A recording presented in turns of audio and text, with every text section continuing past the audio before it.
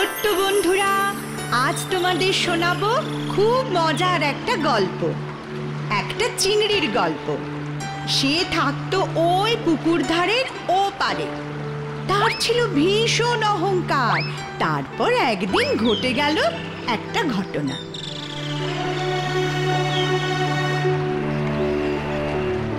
কি রে চিংড়ি, তোর খবর কি? এরকম একা একা বসে কি ভাবছিস? ইস ছি, তোমরা যাও, তোমাদের সঙ্গে আমি কথা বলতে চাই না। কেন রে চিংড়ি, আমরা কি এমন করলাম যে এরকম করে আমাদের বলছিস? তোমরা সবাই কিরকম বিচ্ছিরি দেখতে, কালো, পেট মোটা, তোমাদের দেখতে ইচ্ছে করে না আমার। হ্যাঁ, আমরা তো এরকমই দেখতে, তাতে কি হবে? সেই জন্যই তো তোমাদের সঙ্গে আমার কথা বলতে ইচ্ছে করে না। আমি কত সুন্দর, তোমাদের মতন কালো আর পেট মোটা নই।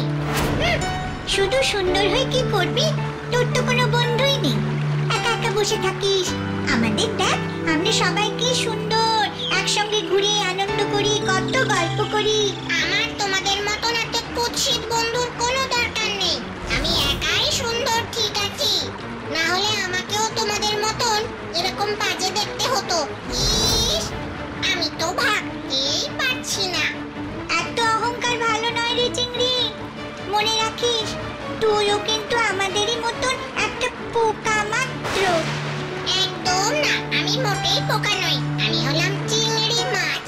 আমার কত দাম জানো? পোকা হলে তোমরা, আমি হলাম জলের মাছ। শোন বোকা চিংড়ি, জলে থাকলে কেউ মাছ হয়ে যায় না। যে পোকা, সে পোকাই থাকে। তখন থেকে খালি বাজি কথাই বলছো। যাও তো, বেশি কথা বলো না, ভালো লাগছে না আমার। একটু দুপুরবেলা খাবার খেয়ে বিশ্রাম নিতে যাব, অমনি তোদের চিৎকারে আমার ঘুমটা গেল ভেঙে। কি তখন থেকে তোরা এত বক বক করছিস বলতো? খুব ভুল হয়ে গেছে মাছ দাদা, কান বলছি, আর এরকম হবে না। বেশ হয়েছে বকুনি খেয়েছো। দেখো না, আমিও একটু পুকুর ধারে এসে বসেছি, আর অমনি আমার কাছে এসে বাজে বাজে কথা বলতে শুরু করে দিল। আর হ্যাঁ চিংড়ি, তুইও বা এখানে কি করছিস শুনি? যা যা, নিজের জায়গায় চলে যা, এখানে এসে ঝামেলা করিস না। মানে এটাই তো আমার জায়গা, আমিও তো এখানেই থাকি। না না, এখন থেকে সব পোকামাকড়দের জন্য আলাদা ভেরি করে দেওয়া হয়েছে। এবার থেকে তোরা সব ওখানেই থাকবি, বুঝলি? খবরদার এই পুকুরের জলে আসবি না। তোদের জন্য আমাদের মাছেদের থাকা দায় হয়ে গেছে। কিরে চিংড়ি, এবার কি বলবি? আর যাই হোক, তবে তোদের সঙ্গে আমি কোনোদিনও মিশবো না, বুঝলি?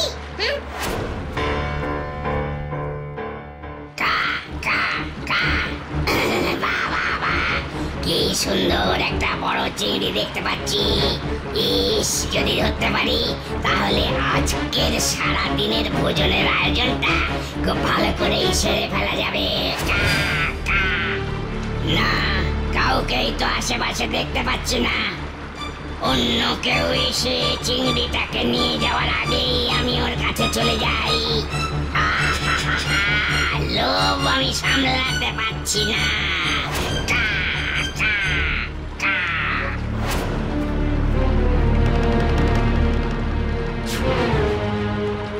এই রে, কাক মহাশয় যে, তা আপনি হঠাৎ? তোকে দেখে আমি যে আর থাকতে পারলাম না রে চিংড়ি, তাই আমি চলে এলাম। আর আজ তুই হবি আমার মহাভোজ। এসব কি বলছো তুমি কাক মহাশয়? আমি তোমার থেকে কত ছোট, আমাকে মেরো না এখনই। তাতে কি হয়েছে রে চিংড়ি? ছোট তো কি হয়েছে? ছোট বলেই তো তোকে খেলে কি সুস্বাদু খেতে হবে। আমার সেটা ভেবেই আমার জিভে জল আসছে। আরে চিংড়ি, তুই এখনই জলে ঝাঁপতে। না না, মাছ কাকা তো জলে যেতে বারণ করে গেলেন। আমি এবার কোথায় যাব? আয় আয়, আমার পেটের ভেতরে আয়।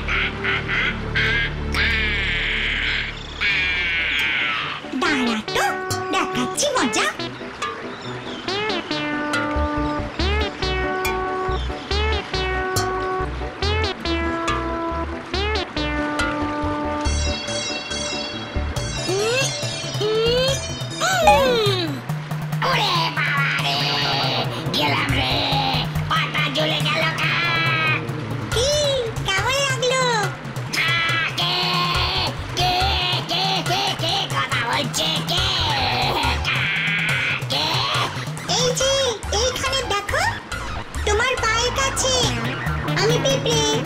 পিঁপড়ে, তুই আমাকে কেন কামড়ালি? আহা, কারণ আছে তাই কামড়েছি। কারণ? কারণটা কি কারণ শুনি? তুমি তো শুধু নোংরা জিনিস খেয়ে বেড়াও। হ্যাঁ, তবে তোর কি হলো? ও সব নোংরা জিনিস খাও, অথচ ভালো করে মুখ পরিষ্কার করো না, দাঁত মাজো না। আর চিংড়ি তো এত সুন্দরী। হ্যাঁ, তবে তোর কি হলো? উফ, এখনো বুঝলে না? তোমার ওই নোংরা মুখে এত সুন্দর চিংড়িকে খেলে তার কোনো স্বাদ পাবে? তোমার তো পুরো ভোজনটাই নষ্ট হয়ে যাবে। ঠিকই বলেছিস, এইটা তো ভেবে দেখিনি। তাহলে এখন আমি কি করব? আগে যাও, ভালো করে দাঁত মুখ পরিষ্কার করে এসো, তারপর চিংড়িকে খাও। তুই একদম ঠিক বলেছিস, আমি এক্ষুনি যাচ্ছি। এবার আমি কি করব? কাক যে এবারে এসে আমায় খেয়ে ফেলবে, আর জলে গেলে মাছ আমাকে তাড়া করবে। এবার আমি কি করি? আহা আহা, চিংড়ি এত ভয় পাস না, দেখ না এবার কি হয়।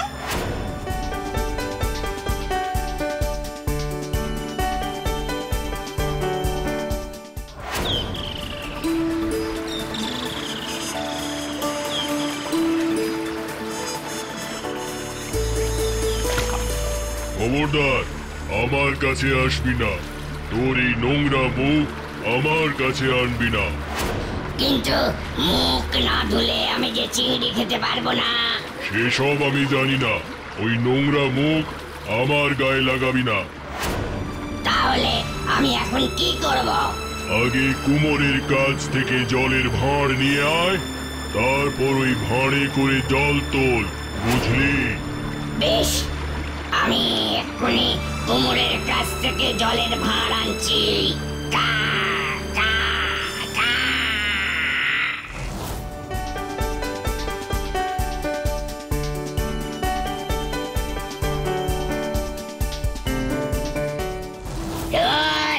ভালো লাগে না, এই দুপুরবেলা কোথায় পাবো কুমোরের সন্ধান? ওই তো দেখা যাচ্ছে। যাই, জলের ভাঁড় নিয়ে আসি। ও কুমোর ভাই, বাড়ি আছো? কেরে এই ভর দুপুর বেলায় জ্বালাতে এলি? আমি গো, আমি। আমাকে একটু উপকার করো না ভাই। আমার একটা ভাঁড় চাই, ভাঁড়ে করে জল নিয়ে মুখ ধুয়ে চিংড়ি ভোজনে যাই। কা কা কা। কি সুন্দর একটা বড় চিংড়ি দেখতে পাচ্ছি। ইস, যদি ধরতে পারি তাহলে আজকের সারা দিনের ভোজনের আয়োজনটা খুব ভালো করেই সেরে ফেলা যাবে। তুমি তো শুধু নোংরা জিনিস খেয়ে বেড়াও। হ্যাঁ, তবে তোর কি হলো? ও সব নোংরা জিনিস খাও, অথচ ভালো করে মুখ পরিষ্কার করো না, দাঁত মাজো না। আর চিংড়ি তো এত সুন্দরী। হ্যাঁ, তবে তোর কি হলো? উফ, এখনো বুঝলে না? তোমার ওই নোংরা মুখে এত সুন্দর চিংড়িকে খেলে তার কোনো স্বাদ পাবে? তোমার তো পুরো ভোজনটাই নষ্ট হয়ে যাবে। ঠিকই বলেছিস, এইটা তো ভেবে দেখিনি। তাহলে এখন আমি কি করব? আগে যাও, ভালো করে দাঁত মুখ পরিষ্কার করে এসো, তারপর চিংড়িকে খাও। তুই একদম ঠিক বলেছিস, আমি এক্ষুনি যাচ্ছি। না না, এখন ওসব হবে না। যা ছিল মাটি সবটাই তার হয়েছে থালা গ্লাস বাটি। আগে নিয়ে এসো মাটি, তারপর কথা হবে বাকি। বেশ, তবে যাই, নিয়ে আসি মাটি, তবেই আমি মুখ ধুয়ে চিংড়ির স্বাদ পাবো খাঁটি। হ্যাঁ, আগে গিয়ে মাটি নিয়ে আয়, তারপর ভাঁড় বানিয়ে দেবো। কা কা কা।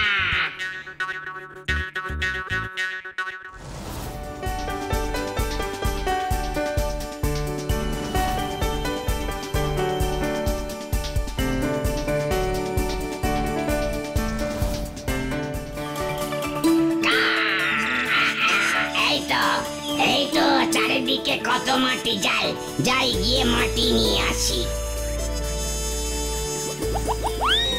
আরে আরে, এ তুই কি করছিস রে কাক? আমি মাটি তুলছি। মাটি তুলে কি করবি? মাটি দিয়ে ভাঁড় করে, ভাঁড় দিয়ে জল তুলে, সেই জলে মুখ ধুয়ে পেট ভরে চিংড়ি খাবো। ও তাই বল। তাই এইভাবে মাটি নিলে তোর তো মাটি তুলতেই সারা বছর লেগে যাবে, বাকি কাজ করবি কখন? তাহলে কি করব? কামার বাড়ি যা, ওখানে গিয়ে কোদাল নিয়ে আয়। কোদাল দিয়ে মাটি তুলে নিয়ে যা, তবে তো তোর কাজ তাড়াতাড়ি হবে। ভালো বুদ্ধি দিয়েছো বাটি ভাই। আমি এক্ষুনি যাই কামার বাড়ি, নিয়ে আসি কোদাল। কা কা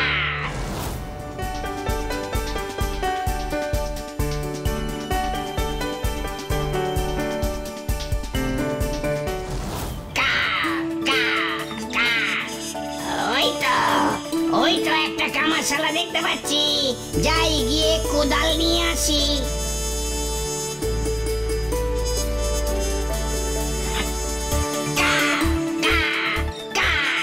কামার দাদা বাড়ি আছো? ও কামার দাদা বাড়ি আছো? এই কে রে, এই সময় এসে বিরক্ত করছিস? আরে আমি গো, আমি শ্রী চতুর কাক মহাশয়। তা এই সময়ে আমার বাড়িতে কি মনে করে এলি? যদি একটা কোদাল দাও খুব ভালো হয় কামার দাদা। কোদাল? কি করবি তুই কোদাল দিয়ে? কোদাল দিয়ে মাটি খুঁড়ি, সেই মাটিতে গড়ি ভাঁড়, সেই ভাঁড়েতে তুলি জল, জলেতে মুখ ধুই, মুখ ধুয়ে খাই পেট ভরে চিংড়ি। কা কা কা। বাবা, কি সুন্দর একটা বড় চিংড়ি দেখতে পাচ্ছি। ইস, যদি ধরতে পারি তাহলে আজকের সারা দিনের ভোজনের আয়োজনটা খুব ভালো করেই সেরে ফেলা যাবে। কা কা। তুমি তো শুধু নোংরা জিনিস খেয়ে বেড়াও। হ্যাঁ, দাদা তোর কি হলো? ও সব নোংরা জিনিস খাও, অথচ ভালো করে মুখ পরিষ্কার করো না, দাঁত মাজো না। আর চিংড়ি তো এত সুন্দরী। হ্যাঁ দাদা তোর কি হলো? উফ, এখনো বুঝলে না? তোমার ওই নোংরা মুখে এত সুন্দর চিংড়িকে খেলে তার কোনো স্বাদ পাবে? তোমার তো পুরো ভোজনটাই নষ্ট হয়ে যাবে। ঠিকই বলেছিস, এইটা তো ভেবে দেখিনি।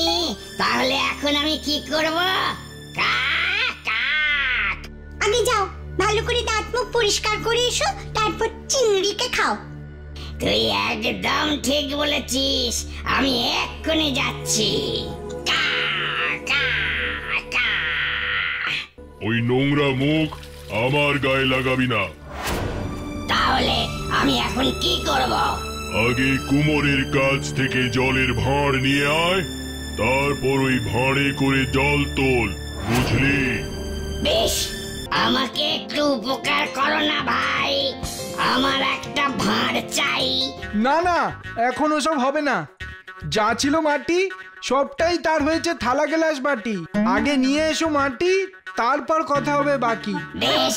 আরে আরে, এ তুই কি করছিস রে কাক? আমি মাটি তুলছি।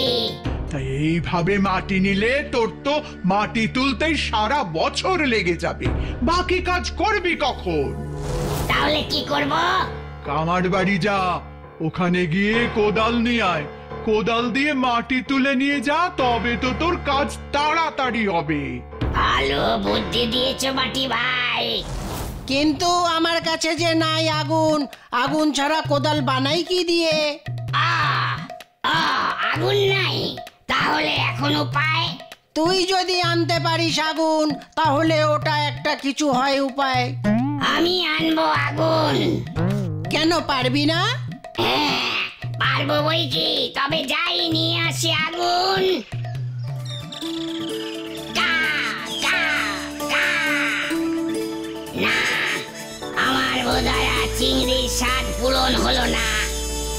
আরে আমি তো গ্রামের রাস্তা দিয়ে যাচ্ছি, তাহলে গ্রামের কারুর বাড়ি থেকেই তো আমি আগুন নিয়ে যেতে পারি।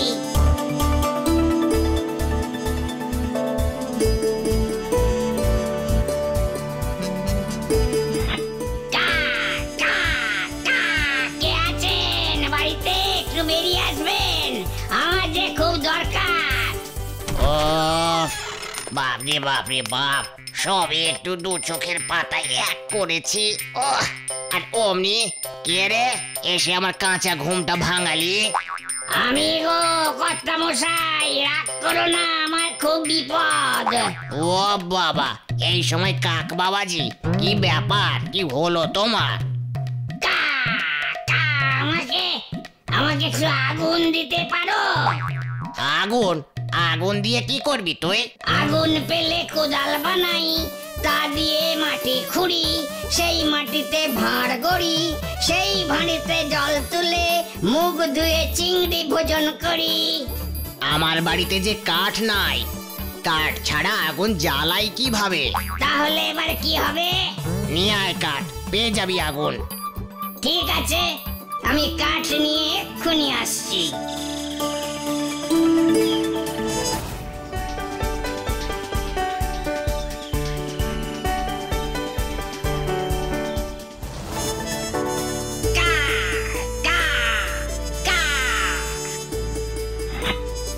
এই তো এত কাঠ, এইগুলো নিয়ে গেলেই আগুন পেয়ে যাব। আরে কি করছিস তুই কাক? কাঠ নিয়ে যাচ্ছি, আগুন পাবো, সেই আগুনে কোদাল হবে, সেই কোদালে মাটি খুঁড়ে ভাঁড় হবে, সেই ভাঁড়েতে জল নিয়ে মুখ ধুয়ে চিংড়ি খাবো। কিন্তু আমি তো আগুনের জন্য নই, আমাকে দিয়ে শুধু জিনিসপত্র বানানো হয়, খাট, আলমারি, এইসব। আগুনের জন্য কাঠ পেতে হলে তোকে বনের ভেতরে যেতে হবে, সেখানে আছে অনেক জ্বালানি কাঠ, সেই কাঠে আগুন জ্বলবে। বেশ, তবে যাই। কা, কা, কা।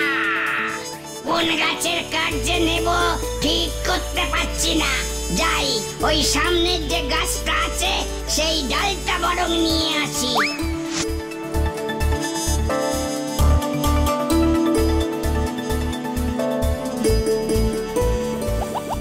ইরে কাক, এখানে কি করছিস?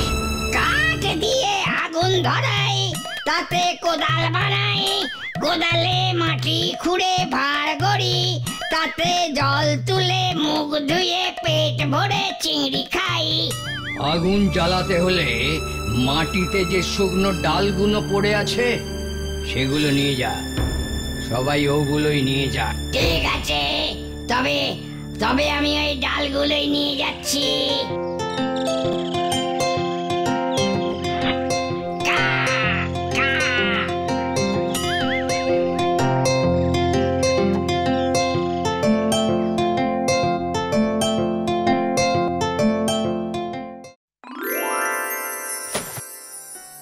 ও কর্তা মশাই, আসুন আসুন, দেখুন আমি কাঠ এনেছি। ও এসেছিস, দে।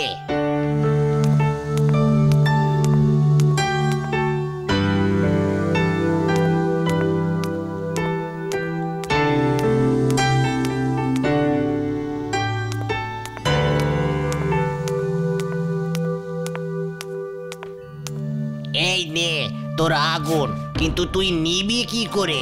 আমার মুখে দিয়ে দাও, চিংড়ি খাওয়ার জন্য আমি সব করতে পারি। কা, কা।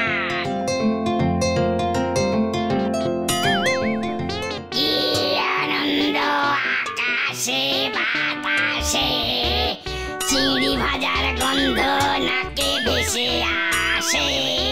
কা, কা, কা, কা। এবার আমার আর রক্ষে নেই, আমার এত সুন্দর রূপ আর কেউ দেখতে পাবে না। ওই মোটা কালো কাকের পেটে শেষে আমাকে ভোজন হয়ে যেতে হবে। তুই এই নাকি কান্না একটু থামা না। তুই আর কি বুঝবি আমার কষ্ট।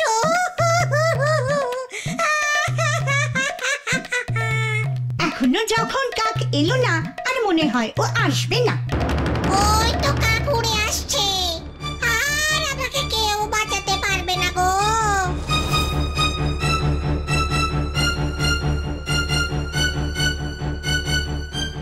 কা, কা, কা। বাঁচাও, বাঁচাও কে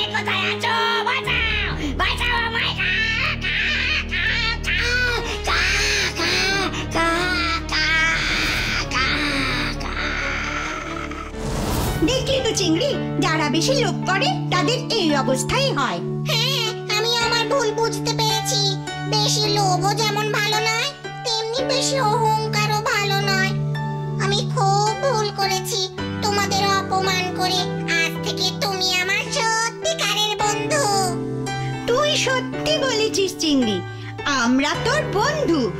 শোনো সবাই, আজ থেকে আমাদের নতুন বন্ধু হলো চিংড়ি।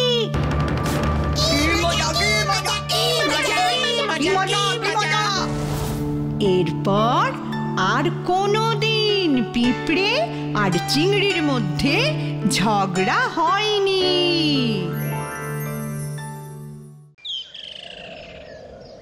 এই গোকুল চাটুর্যকে শুধু এই গ্রাম নয়, আশেপাশের আরো 5টা গ্রামও এক ডাকে চেনে। বাচ্চা বুড়ো সবাই সমীহ করে। আর তুমি আমার নিজের মেয়ে হয়ে এই কাজ করলে।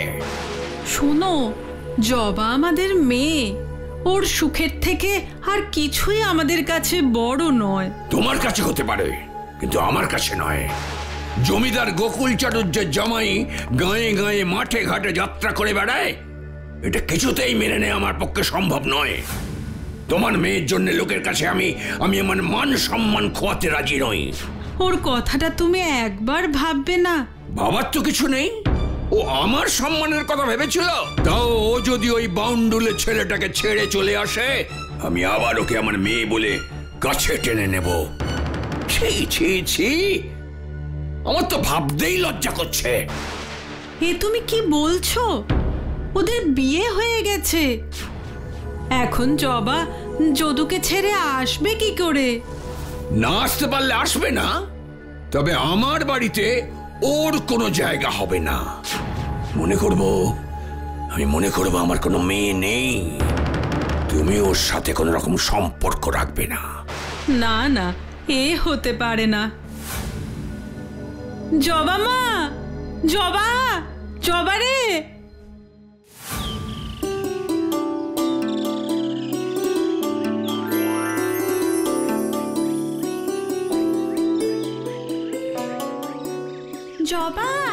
জবা রে, জবা, ও জবা, উফ, তুই এখানে? ও কি রমা, কি হয়েছে? এত দৌড়চ্ছিস কেন? হরি, তোর স্বামী এসেছে রে। কি বললি? উনি এসেছেন? কোথায়? তুই কার থেকে জানলি? আরে মিত্তির বাড়ির ছেলেরা দেখেছে, যদু দাদাদের দল পাশের গায়ে যাত্রা করতে এসেছে। আবার এ গায়েও নাকি আসবে। কি বলছিস তুই? এক্ষুনি ঘরে যাই আমি। যদি যদু ঘরে আসে।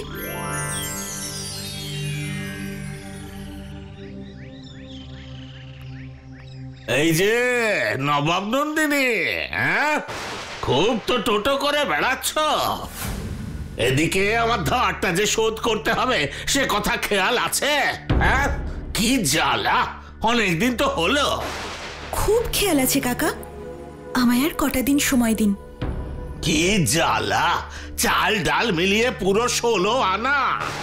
আবারও মনে করিয়ে দিলাম, খাওয়া হয়ে গেল আর ভুলে গেলাম, এমনটা যেন না হয়। হ্যাঁ, কি জ্বালা রে বাবা। ও আবার কেমন কথা কাকা? সই তো বললো তোমার ধার শোধ করে দেবে। আর আমার সই নবাব নন্দিনী না হলেও জমিদার নন্দিনী তো বটেই, সেটা তুমিও জানো।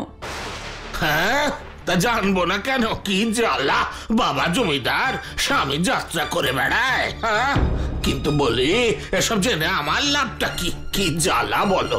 আমার ধারটা শোধ করে দিক, আমি আর কিছু বলবো না। কালকের মধ্যেই আমার ধারটা শোধ করে দিও। কি জ্বালা, কি জ্বালা রে বাবা। তাই দেবো কাকা। রমা, চল। জবা, আমি ভেবে পাই না তুই যদুদাকে কি দেখে বিয়ে করলি বলতো? তোর এত ভেবে কাজ নেই, আমার সোনা সই। এখন পা চালিয়ে চল দেখি।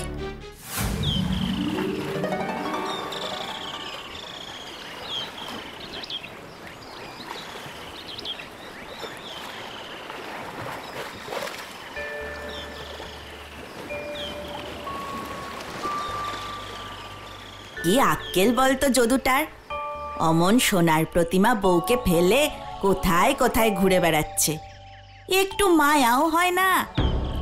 যা বলেছিস, আহারে বউটার মুখের দিকে তাকালে ভারী মায়া হয়, একেবারে লক্ষ্মী প্রতিমা। কি দেখে যে ওই যদুটার গলায় মালা দিল মেয়েটা, কে জানে। সংসারে মন নেই, খালি যাত্রা দলে থেকে টোটো করে ঘুরছে। বউটা যে কি খাচ্ছে কি করছে সেদিকে কোনো মন নেই। বাবা ভোলানাথ, তুমি দেখো যদু যেন একটি বার ঘরে আসে। তুমি ঘরের দিকে ওর মন ফিরিয়ে দাও ঠাকুর। তুমি মুখ তুলে চাও ঠাকুর, তুমি মুখ তুলে চাও। জবা। কে? যদু, তুমি এসেছো? এতদিন কোথায় ছিলে তুমি? এই তো এক্ষুনি পালা শেষ হলো, তাই একটু ফাঁক পেতেই চলে এলাম। ওখানে কেন? এসো, ঘরে এসো। ঘরে ঢুকে আর কি করবো জবা? আমাকে এক্ষুনি চলে যেতে হবে। দলের অধিকারীর কড়া নিয়ম, ছুটি না পেলে কোথাও যাওয়া চলবে না। তোমার জন্য আমার খুব মন কেমন করছিল, তাই একটু ঘুরে গেলাম। দেরি হলে কিন্তু মুশকিল হবে। সবাই বলছিল আমাদের গ্রামে তোমরা পালা করবে। হ্যাঁ ঠিকই তো, ওখানের পালা শেষ করে এখানে আসবো। গ্রামের মোড়ল বায়না করে এসেছে। তখন কিন্তু তোমাকে আসতে হবে, বলে দিলাম। হ্যাঁ গো, নিশ্চয়ই আসবো। অধিকারী মশাইকে আগে থেকেই বলে রাখবো, উনি নিশ্চয়ই না করবেন না। কথায় কথায় দেরি হয়ে যাচ্ছে, আমি এখন আসি। আমি কিন্তু খুব আশা করে থাকবো যদু। আচ্ছা বেশ, আসছি। যদু, যদু।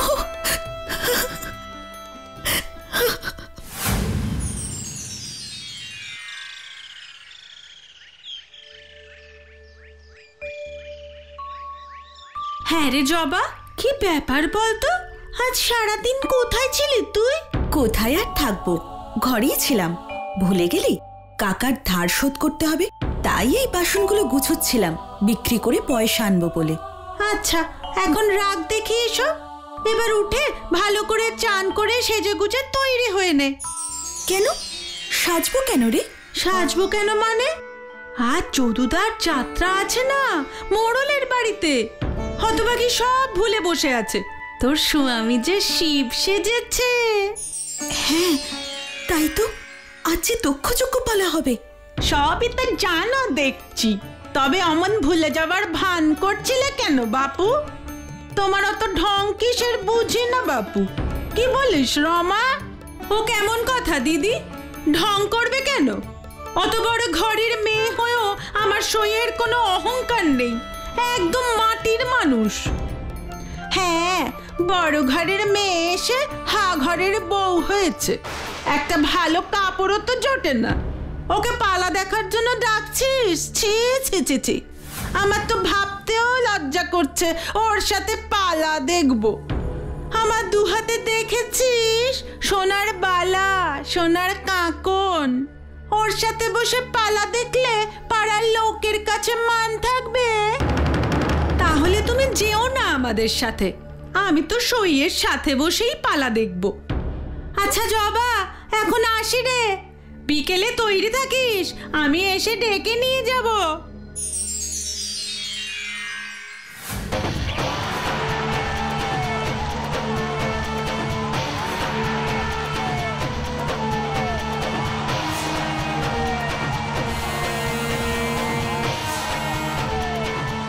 সাক্ষাৎ যেন মহাদেব নেমে এসেছেন।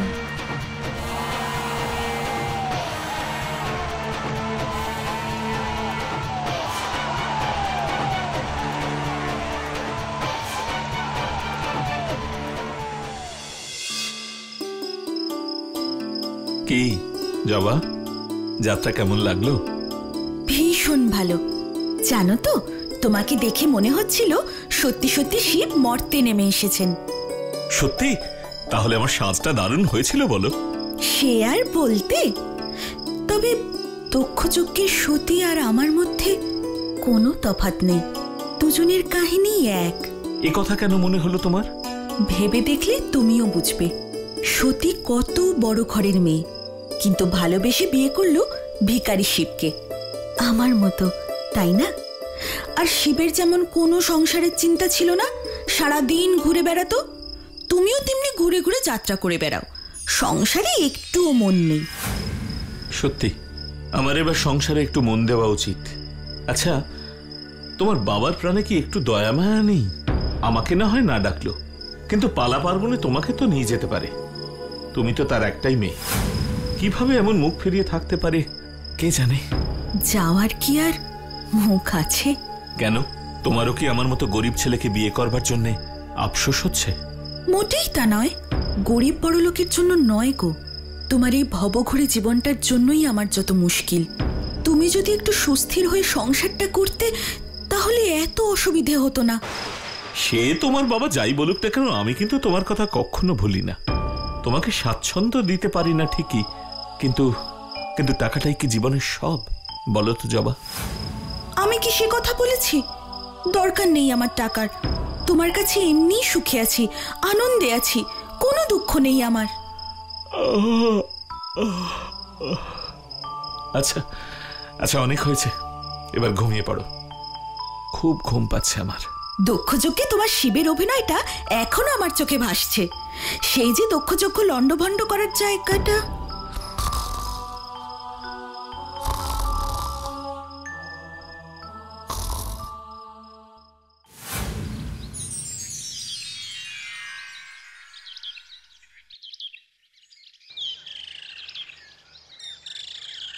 জবা মা, জবা মা।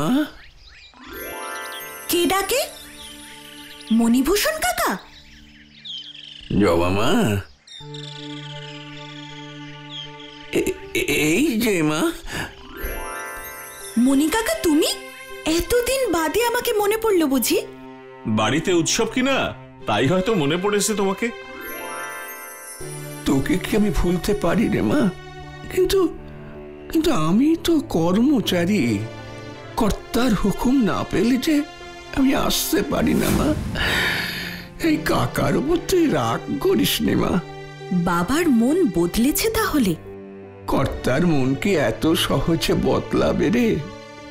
যত কষ্ট তো এই গিন্নিমার, দিন রাত কেঁদে কেঁদে সারা হলো, কিন্তু কর্তাকে তো কিছু বলার জো নেই। তাহলে আজ এখানে এলে যে? আরে মারে, বাড়িতে বড় উৎসব, তাই তোকে নিতে পাঠালেন। উৎসব? কি উৎসব? বিরাট যজ্ঞ হবে, তোর মঙ্গল কামনায় কর্তা বিরাট যজ্ঞের আয়োজন করেছেন। আশ্চর্য, হঠাৎ এতদিন পর আমার মঙ্গল কামনায় বাবা যজ্ঞ করবে? তবে তো যদুকেও নিশ্চয়ই যেতে বলেছে। বলতে বলতে আমার আমার বুক ফেটে যাচ্ছে রে। যজ্ঞ যজ্ঞ তোর মঙ্গল কামনায় আর জামাই বাবাজির অনিষ্ট কামনায়। কি বলছো তুমি? হ্যাঁ রে মা, আমি ঠিকই বলছি। কর্তার বিশ্বাস এই যদু তোকে ভুলিয়ে দিয়ে এসেছে, তাই তাই কর্তার এখনো যদুর উপর খুব রাগ। জবা যাবে না মণি কাকা? না, আমি যাব। কি বলছো কি জবা? আমার অনিষ্ট কামনায় যজ্ঞ হচ্ছে শুনেও তুমি ওখানে যাবে? যেতে তো হবেই, যোগ্য জবাব দিতে হবে।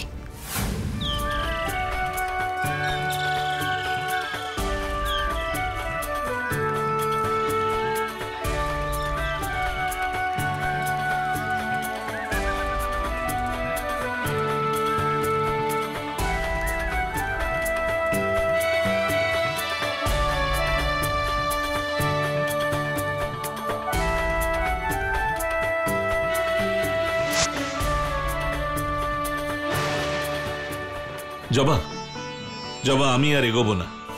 তোমার বাপের বাড়ি তো আর বেশি দূরে নয়, এবার তুমি চলে যাও। তুমি কষ্ট করে এতটা পথ হেঁটে কেন এলে? বারে, তুমি বিয়ের পর এই প্রথম বাপের বাড়ি যাচ্ছ, আর আমি আসবো না? তাই দিয়ে গেলে আর নিয়ে যাবে না? নিয়ে তো যাবই। আমি এই গাছতলাতেই বসে থাকবো, একেবারে তোমাকে সঙ্গে করে নিয়ে ফিরবো। কি? আর আমি না ফিরতে চাইলে? তুমি আমার কাছে ফিরবে না, এটা কখনো সম্ভব? আমি কিন্তু তোমার অপেক্ষায় এখানেই বসে রইলাম। এভাবে বসে থাকতে তোমার কষ্ট হবে যে। আমার কষ্টের জন্য তুমি একটুও ভেবো না, মাঠে ঘাটে ঘুরে বেড়ানোই তো আমার অভ্যেস। তুমি নিশ্চিন্তে যাও, বাবাকে যোগ্য জবাব দিয়ে তাড়াতাড়ি ফিরে এসো। জবা মা, এবার যে একটু তাড়াতাড়ি করতে হবে রে মা, বেলা থাকতে থাকতে তো পৌঁছতে হবে। হ্যাঁ হ্যাঁ কাকা, হয়ে গেছে। যদু, আমি আসি কেমন? সাবধানে থেকো। তুমি একটুও চিন্তা করো না, একটা রাত তো আমার এখানে ভালোই কেটে যাবে। তুমি এখন যাও। খিদে পেলে চিড়ে গুড়টা খেয়ে নিও কিন্তু। কাল ভোরে ভালোই ভালো ফিরে এসো। দুর্গা দুর্গা।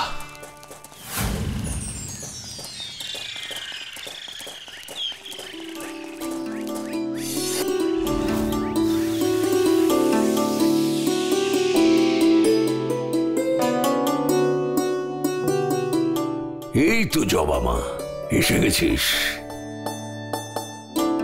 এতদিন পর তোকে দেখে আমার খুব ভালো লাগছে রে মা। তোর মঙ্গলের জন্যই তো এইসব যজ্ঞ।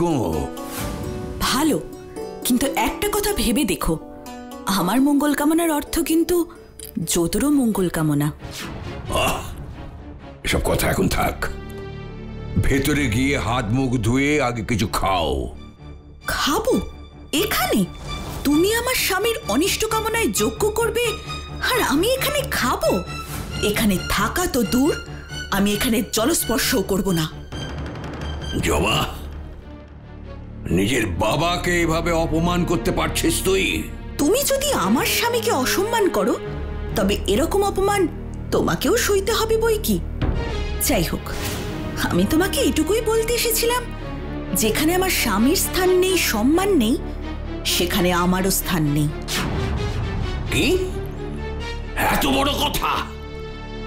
কি ভেবেছিস তুই এসব শুনে আমি যদুকে মেনে নেব? কোনোদিনও নয়, প্রাণ থাকতে আমি ওকে মানব না। তবে আজ থেকে তোমার মেয়েকেও ভুলে যেও বাবা। জবা, ওরে মেয়েটা সন্ধেবেলায় বেরিয়ে যাচ্ছে, ওকে আটকা, আটকা জবাকে আটকা।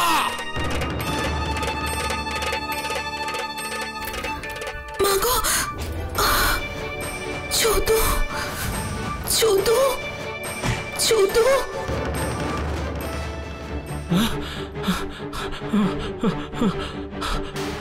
জবা, জবা, আমি কেন এমন দেখলাম?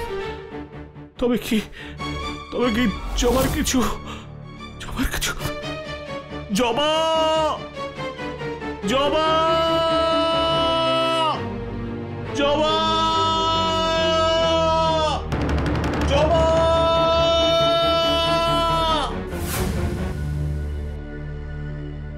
আমি আর কোনো আশা দেখছি না জমিদার মশাই, আপনারা ঈশ্বরের নাম করুন। জবা মা, জবা, জবা মা রে। জবা, জবা, আমি এসেছি।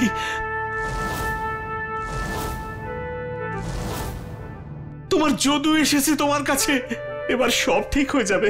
তোমাকে নিয়ে আমি সব পীঠস্থান ঘুরবো জবা। তুমি কিছুতেই আমাকে এভাবে ছেড়ে চলে যেতে পারো না। তুমি আমাকে এভাবে কিছুতেই ছেড়ে চলে যেতে পারো না।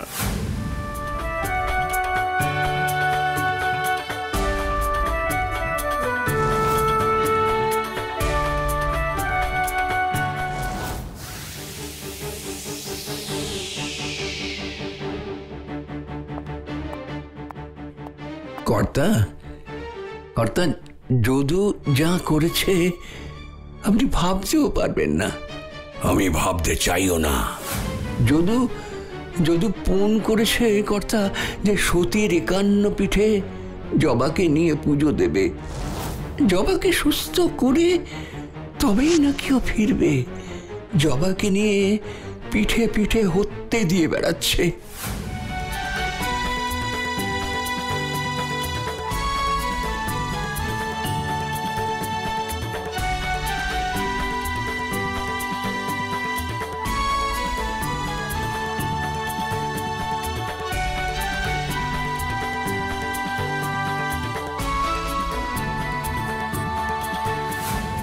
কি কি বলছো তুমি?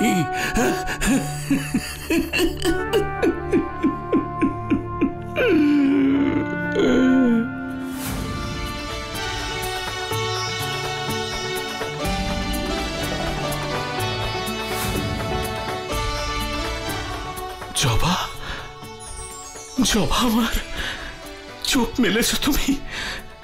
তোমাকে সুস্থ করার জন্য সেই কবে থেকে আমি পীঠস্থান করছি। এবার এবার আমার সঙ্গে ঘরে ফিরে যাবে না? যাবে না জবা? ওঠো, চলো আমাদের আমাদের সেই ছোট্ট ঘরে ফিরে যাই।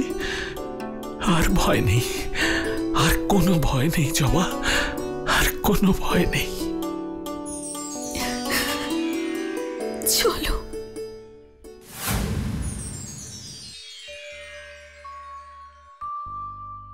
আমি অনেক অপরাধ করেছি রে মা। বাবা। হ্যাঁ রে মা, পারলে পারলে তুই এই বাবাটাকে ক্ষমা করিস। যদুকে ভুল বুঝে আমি তোদের অনেক কষ্ট দিয়েছি রে মা, অনেক অপমান করেছি। আজ আমি প্রাণ ভরে তোদের আশীর্বাদ করছি, খুব সুখী হবি, খুব খুব সুখী হবি তোরা।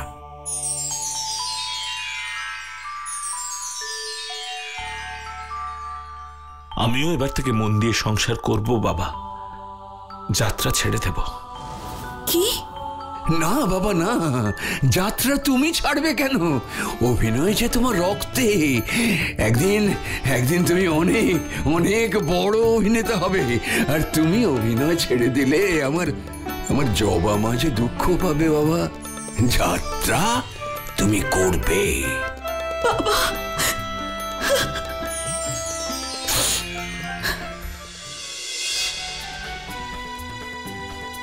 দেখো গিন্নি, দেখো দুজনে যেন সাক্ষাৎ শিব আর সতী।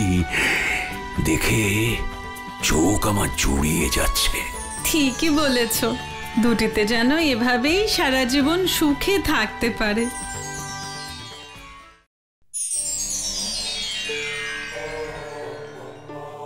নারায়ণ নারায়ণ। প্রণাম প্রজাপতি ব্রহ্মা। দেবর্ষি যে, আসুন আসুন দেবর্ষি, আসুন। আমার সাক্ষাৎ হয়েছে মহাদেবের সাথে। এই মুহূর্তে আমার সব থেকে বেশি প্রয়োজন আপনাকেই। প্রজাপতি ব্রহ্মা, দেবাদিদেব মহাদেব কি বললেন আপনাকে? রাম নামের প্রচারের যথার্থ উপায় কি? সে যে বড় কঠিন উপায় দেবর্ষি নারদ। মহাদেব বলেছেন, মর্তে এমন এক মহাপাপী মানুষ আছে যার পাপের ঘড়া পরিপূর্ণ হয়েছে, তাকেই দান করতে হবে রাম নাম। নারায়ণ নারায়ণ, এ তো অতি উত্তম প্রস্তাব প্রজাপতি ব্রহ্মা।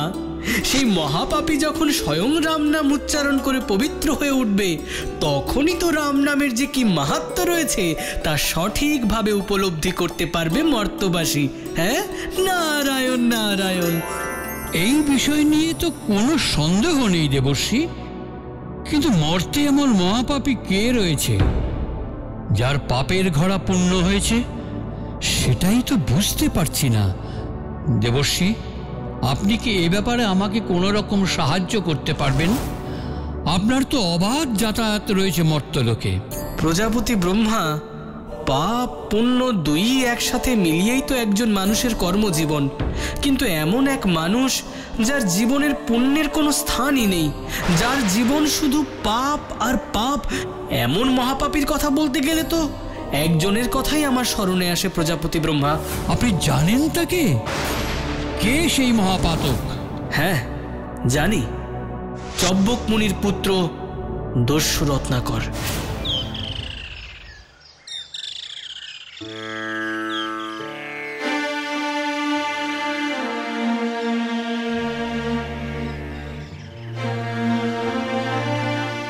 মা, এই নিন, এই দুধটুকু খেয়ে নিন।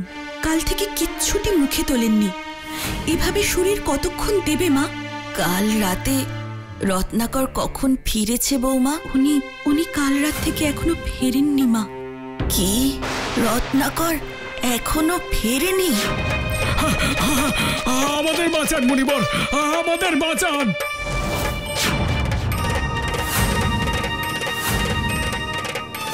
আরে ওঠো ওঠো ওঠো, বলো আমাকে কি হয়েছে তোমাদের? এত ভীত কেন মনে হচ্ছে তোমাদের? হ্যাঁ, এবার একটা সমাধান না করলে তো এই গ্রামে আমাদের থাকাটাই অসম্ভব হয়ে যাবে মুনিবর। কি হয়েছে তোমরা দয়া করে আমায় সবকিছু খুলে বলো। আজ সকালে আমার বৌমা সরোবর থেকে জল আনতে গিয়েছিল। আপনার ছেলে দস্যু রত্নাকর তার কানের সোনার মাকড়ি লুট করতে গিয়ে তার কান শুদ্ধ কেটে নিয়ে গেছে। আপনি আমাদের রক্ষা করুন মুনিবর, না হলে আমরা বাঁচতে পারবো না মুনিবর, আমরা বাঁচতে পারবো না।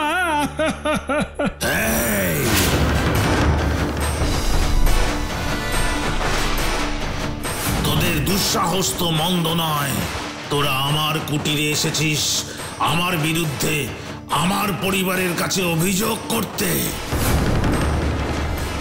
দস্যু রত্নাকরের বিরুদ্ধে অভিযোগ মা করে নিতে গিয়ে আজ তোর ওই ছেলের বউয়ের কান কেটে নিয়েছি। এবার তোদের জিভগুলো কাটবো। আয় দেখি।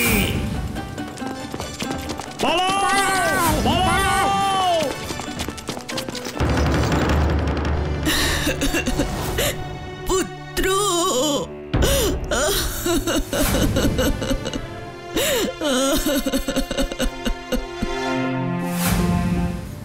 দেবর্ষী, আপনার মুখে এই রত্নাকরের বর্ণনা শুনে আমার যা মনে হচ্ছে এই সেই মহাপাতক যার কথা স্বয়ং দেবাদিদেব মহেশ্বর আমায় বলেছেন। হ্যাঁ প্রজাপতি, এই রত্নাকর শিশু হত্যা, গো হত্যা, ব্রাহ্মণ হত্যা সব কিছুতেই সিদ্ধহস্ত। এই রত্নাকরের ন্যায় নরাধম মহাপাতক এই মুহূর্তে মর্তালোকে আর কেউ আছে বলে আমার অন্তত মনে হয় না। তবে আর বিড়ম্বনা কিসের? এক্ষুনি এর কাছে যাই, চলুন। তাই চলুন প্রভু, তাই চলুন।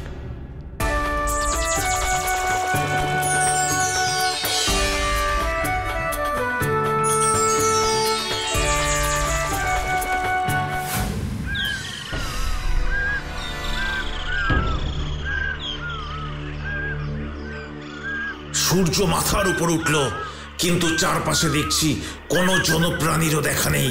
তাহলে কি আজকে দস্যু রত্নাকরকে খালি হাতেই ফিরে যেতে হবে? না, লোকজন তো দূরের কথা, একটা কুকুর পর্যন্ত নেই। আরে ওই তো কেউ আসছে বলে মনে হচ্ছে। হ্যাঁ হ্যাঁ, তো বেশভূষা যা দেখছি তাতে তো সন্ন্যাসী বলে ঠাওর হচ্ছে। হ্যাঁ, কিন্তু সন্ন্যাসীরা তো নিজেরাই ভিক্ষা করে পেট চালায়, এদের কাছে কি বা থাকবে আর। তবে দুজনের পোশাকগুলো কিন্তু মন্দ নয়, দেখে তো একদম নতুন বস্ত্র বলে মনে হচ্ছে, চকচক করছে একেবারে। আচ্ছা, যদি এই সন্ন্যাসীদের পোশাক দস্যু রত্নাকর পরে তবে কেমন হবে? তাহলে দস্যু রত্নাকরের আজকের শিকার হবে এই দুই সন্ন্যাসী। ওই দুই সন্ন্যাসী এখানে পৌঁছানোর আগে আমাকে লুকিয়ে থাকতে হবে। দেবর্ষী নারদ, আপনি সঠিক জানেন যে দস্যু রত্নাকর এই বনের মধ্যেই থাকেন? হ্যাঁ প্রভু, রত্নাকর এই বনে থেকেই তার শিকার খুঁজে বেড়ায়। কিন্তু আমি তো তাকে চিনি না, তাই আপনি একটু নজর রাখবেন। চিন্তা করবেন না প্রভু, আমাদের তাকে চেনার কোনো প্রয়োজন নেই। ওর প্রবৃত্তি ওকে আমাদের কাছে টেনে আনবে।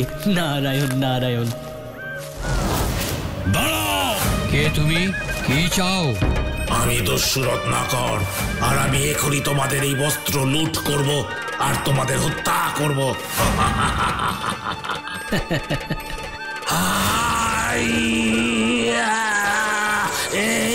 কি এটা কি হচ্ছে? আমি তো মুগুরটা ঘোরাতে পারছি না, শরীরে কোনো শক্তি পাচ্ছি না। কে কে কে তোমরা? আমাকে ভয় দেখাচ্ছ? কে কে আমাকে জব্দ করতে চাইছো? কে তোমরা? কি কি কি কি কি ভাবছোটা কি? এইভাবে দস্যু রত্নাকরের হাত থেকে মুক্তি পেয়ে যাবে তোমরা? অসম্ভব। আমরা দুজন সন্ন্যাসী, ধন সম্পত্তি, অর্থ কোনো কিছুর প্রতি আমাদের কোনো মোহ নেই। আমাদের মতো সামান্য এই সন্ন্যাসীদের হত্যা করে এই সামান্য বস্ত্র ছাড়া কি বা এমন পাবে তুমি? তুমি কি জানো 100 শত্রু মারলে তুমি যে পাপ করবে, একটি গরু হত্যা করলেও তার সমান পাপ করবে। আবার 100 গরু মারলে যে পাপ করবে, একজন নারী হত্যা করলে ঠিক সেই পরিমাণ পাপ করবে। এসব আপনি আমায় কেন বলছেন? আমি এসব শুনতে চাই না, আমি এসব শুনতে চাই না। দাঁড়াও বৎস, এখনো আমার কথা শেষ হয়নি। 100 নারীকে হত্যা করলে তুমি যে পরিমাণ পাপ করবে, আবার একজন ব্রাহ্মণ হত্যা করলে সেই একই পাপ করবে। আবার 100 ব্রাহ্মণ হত্যা করলে যে পাপ করবে, একজন ব্রহ্মচারীকে মারলে সেই পরিমাণ পাপ করবে। আর একজন সন্ন্যাসী হত্যার পাপ সে তো পরিমাপযোগ্যই নয়। একটা কথা জেনে রেখো দস্যু রত্নাকর, একজন সন্ন্যাসী যে পথ দিয়ে যায় তার চারিপাশের 4 ক্রোশ জমি দৈর্ঘ্য প্রস্থের দিক থেকে এক পবিত্র তীর্থক্ষেত্রে পরিণত হয়। সেখানে পাপীর কোনো স্থান নেই। দুজন সামান্য সন্ন্যাসীকে হত্যা করবার জন্য এত পাপ পুণ্যের বিচার? আমি আজ পর্যন্ত যতজন সন্ন্যাসীকে হত্যা করেছি তত পর্যন্ত তো আমি গুনতেও শিখিনি। তাই আমাকে সব ভয় দেখিয়ে কোনো লাভ নেই। তোমাদের মৃত্যু অনিবার্য। মরবার জন্য প্রস্তুত হও। দাঁড়াও রত্নাকর, তুমি মহাপাপী হতে পারো, কিন্তু আমরা তো তা নই। আমাদের মৃত্যু তোমার জন্য কোনো ক্ষতির কারণ হোক সেটা আমরা চাই না। আর সেই পাপের কারণে আমাদের শুদ্ধাচারী জীবনকে মৃত্যুর পথে কালিমালিপ্ত করুক সেটাও আমরা চাই না। তোমরা বন্ধনহীন সন্ন্যাসী, তোমরা মারা গেলে কার কি ক্ষতি বৃদ্ধি হবে তাই সময় নষ্ট করে লাভ নেই।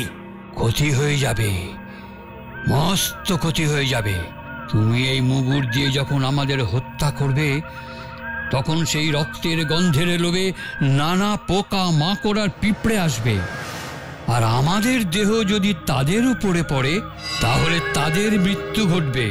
তাই আমাদের হত্যা করবার জন্য তুমি আমাদের এমন কোনো স্থানে নিয়ে চলো যেখানে কোনো পোকা মাকড় কীট পতঙ্গ কিচ্ছু থাকবে না। বাবা, পাপ পুণ্য নিয়ে এত ভাবনা কেন? তুমি ভাবো না? পর্বতের সমান তোমার পাপ, সেই পাপের দায়ভার কে নেবে? কখনো ভেবে দেখেছো? কেন আমার পরিবারের সদস্যরা নেবে? এই দস্যুবৃত্তি থেকে আমি আমার সাথে আমার পরিবারেরও তো প্রতিপালন করি। তা বেশ, তা বেশ, তুমি বরং গৃহে ফিরে যাও আর তাদের মুখ থেকে নিশ্চিতভাবে নিজেই জেনে এসো কে কে তোমার এই পাপ কর্মের দায়ভার নিতে রাজি আছে। আমরা ততক্ষণ এখানেই তোমার জন্য অপেক্ষা করছি। তারপর আমি চলে যেতেই আপনার যদি এখান থেকে পালিয়ে যান। রত্নাকর, আমাদের যদি যাওয়ারই হতো তাহলে তোমার ক্ষমতা ছিল না আমাদের আটকে রাখবার। প্রভু যদি তোমার মুগুরকে বাধা দিতে পারেন তবে তোমাকেও বাধা দিতে পারেন। হ্যাঁ, কিন্তু তবু। কোনো কিন্তু নয় রত্নাকর, কোনো কিন্তু নয়। তুমি যাও, তোমার জন্য আমরা এখানেই অপেক্ষা করছি। বেশ, আমি তবে যাচ্ছি, আর আপনাদের প্রশ্নের উত্তর নিয়ে খুব তাড়াতাড়ি ফিরছি।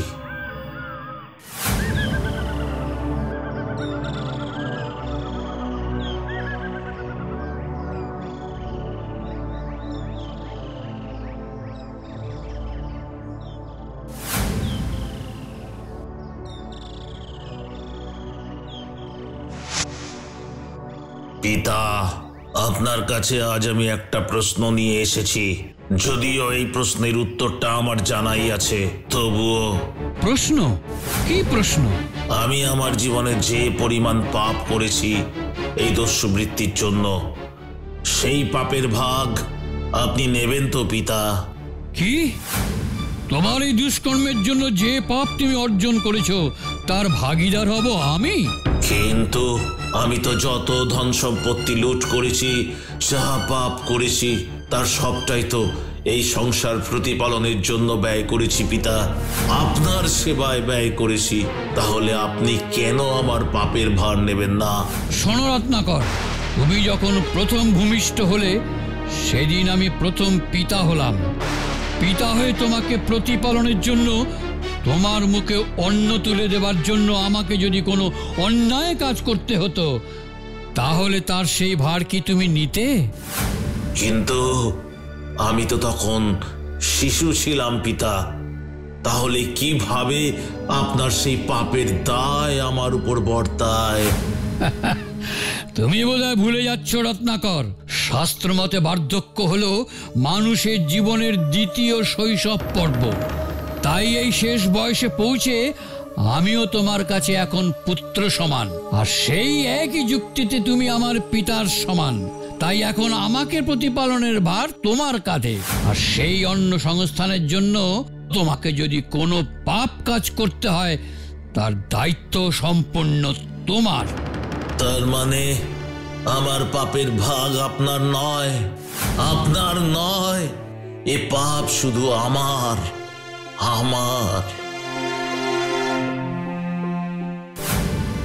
মা, আমি তোমার কাছে একটা প্রশ্ন নিয়ে এসেছি মা। তুমি কি আমার উপর রেগে আছো মা? কি হলো মা, কথা বলছো না কেন মা? তোমার যা বলার আছে বলো। আচ্ছা মা, আমি এই সংসার প্রতিপালনের জন্য নানা রকম দুষ্কর্ম করে থাকি। এই হাতে কতজনকে হত্যা করেছি, কত পাপের সঞ্চয় করেছি। এই পাপের ভাগ তুমি নেবে তো মা? কুলাঙ্গার কোথাকার, লজ্জা করে না? শুধুমাত্র অন্য সংস্থান করিস বলে আমি তো নারকীয় পাপের ভাগীদার হব? পিতাও এই রকম বলল, তুমিও সেই একই কথা বলছো মা। তুমি তো আমাকে গর্ভে ধারণ করেছো মা। ভুল করেছি, তোমাকে জন্ম দিয়ে আমি ভুল করেছি। তোমার মতো কুলাঙ্গারের জন্ম দিতে গিয়েও তো আমাকে 9 মাস যন্ত্রণা সহ্য করতে হয়েছিল। সেই সময়ের একটা দিনের যন্ত্রণাও কি তুমি বহন করতে পারবে? পারবে না। এখন এসেছো নিজের নারকীয় পাপের ভাগীদার করতে। যাও, দূর হয়ে যাও বলছি। আমাকে আর একদম মা বলে ডাকবে না, ডাকবে না আমাকে মা বলে, ডাকবে না আমাকে মা বলে।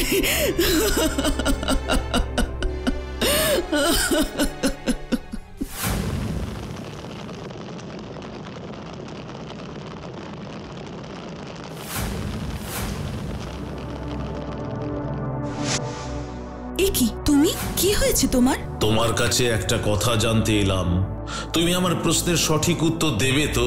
নিশ্চয়ই দেব, বলো কি জানতে চাও? আচ্ছা, এই যে আমি জীবনে এত পাপ করছি, এত অন্যায় করছি, তা তুমি তো আমার অর্ধাঙ্গিনী।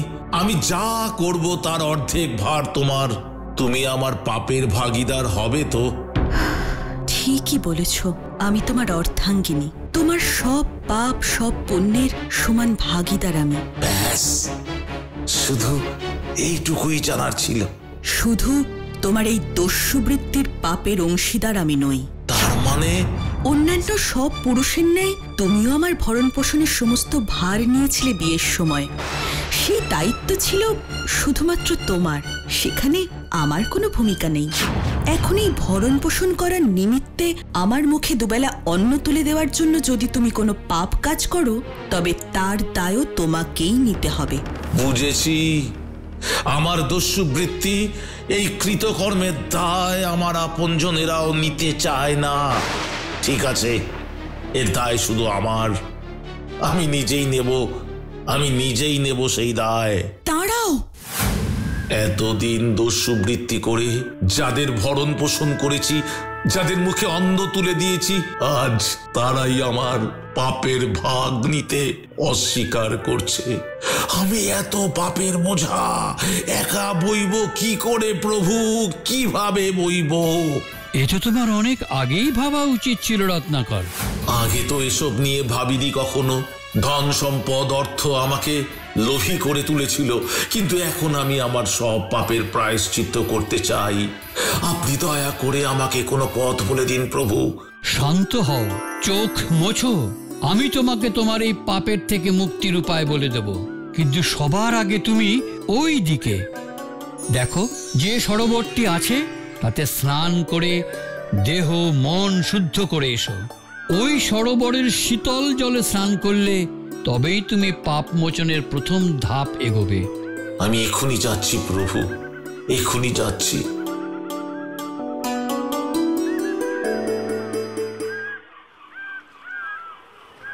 এই তো আর কিছু সময়ের মধ্যেই আমি সরোবরে পৌঁছে যাব।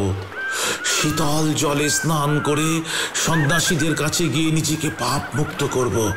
আর নয়, অনেক পাপ করেছি জীবনে, এবার প্রায়শ্চিত্ত করতে হবে।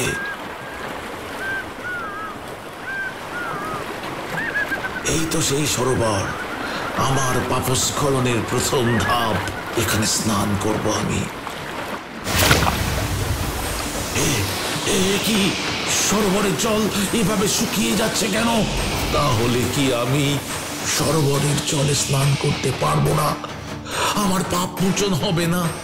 আমি কি প্রায়শ্চিত্ত করবার কোনো সুযোগ পাবো না?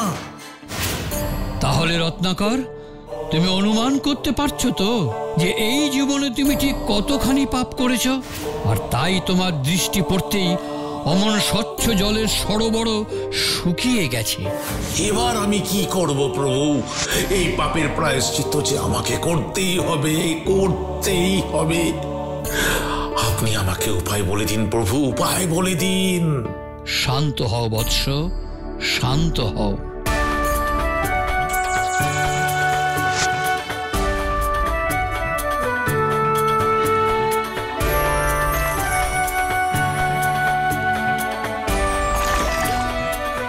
দেবলোকের এই পবিত্র বাড়িধারায় তোমার শরীর এখন শুদ্ধ। ধন্যবাদ প্রভু। এবার পালা তোমার মন শুদ্ধিকরণের। আমি তোমায় এমন এক মন্ত্র দান করব যা বারবার জপ করলে যে কারো পাপ মুক্তি ঘটবে।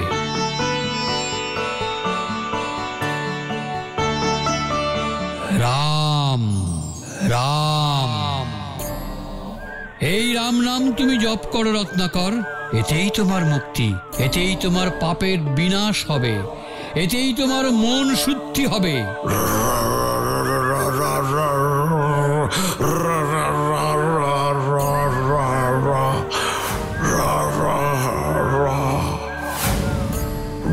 প্রভু, আমি যে এটুকু বলতে পারছি না। আমি তো ওই নাম উচ্চারণই করতে পারছি না।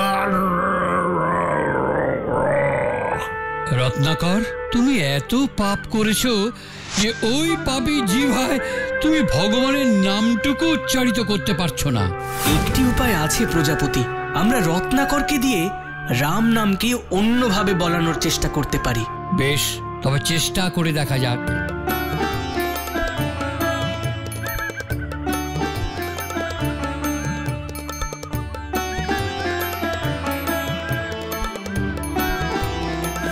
রত্নাকর, ওই ডালটিকে কি বলবে? আগে প্রভু মরা ডাল। বেশ, আজ থেকে তুমি এই মরা শব্দটারই জপ করবে ওই গাছতলায় বসে। তোমার তপস্যা অন্তিম হবে যখন আমি নিজে তোমার কাছে আসব। যথাজ্ঞা প্রভু।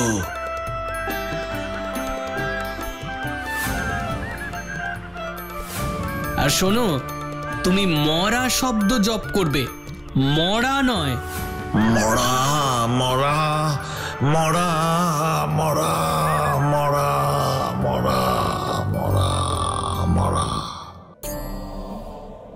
এইভাবেই মরা শব্দ জপ করতে করতে রাম নাম উচ্চারণ করেন দস্যু রত্নাকর। এইভাবেই তিনি তার পাপের প্রায়শ্চিত্ত করেন।